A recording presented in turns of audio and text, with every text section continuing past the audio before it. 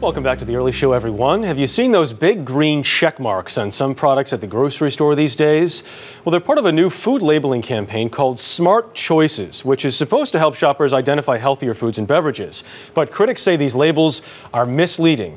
Here to help us sort things out is registered dietitian Keri Glassman. Keri, good to see you. Nice to see you, Jeff. Thanks for coming in this morning. Let's talk about what a smart choice is. How do they define this? Okay, well, the Smart Choices program is a front-of-pack labeling program designed to help consumers make better choices. It was designed by a group called the Keystone Group, a nonprofit group, and then was passed off to the American Society for Nutrition.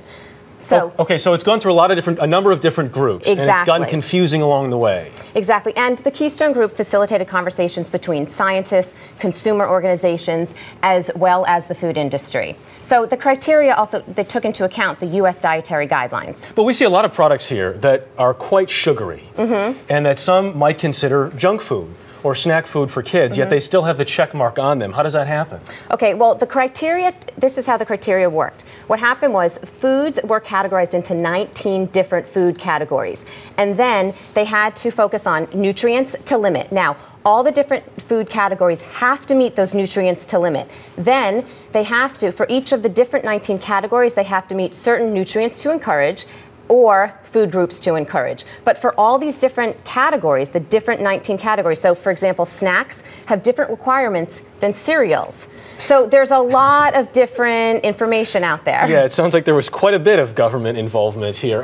Okay, so cornflakes, for example. Okay. Cornflakes gets the check mark. Why? Cornflakes gets the check mark because, as I just mentioned, all of these food categories have to meet the nutrients to limit. So in the nutrients to limit category for cereal, we have to limit total fat, saturated fat, trans fat, sodium, and sugar. So for example, with cereal, there has to be less than 35% of the calories from fat. With cornflakes, we see that there are 0 grams of fat. So clearly that makes the grade. We see some things on here, though, that are pretty sugary. There's some syrup. We also have Fruit Loops on here, which also gets the check mark, which some people might wonder why. Well, this is where the program is taking a little bit of heat. For example, Fruit Loops meets all of those nutrients to limit, as I just discussed with the cornflakes. However, it does have 12 grams of sugar. Now, an exception was made in the cereal category, where for most other food categories, there cannot be more than 25% of the calories from sugar.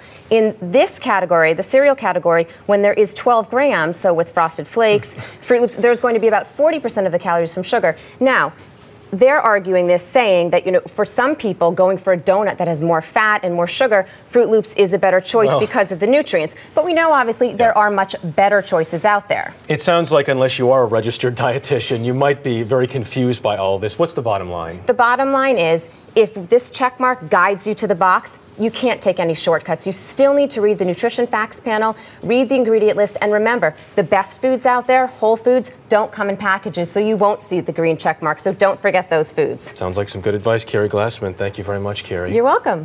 For more smart choices, you can go to our website, earlyshow.cbsnews.com.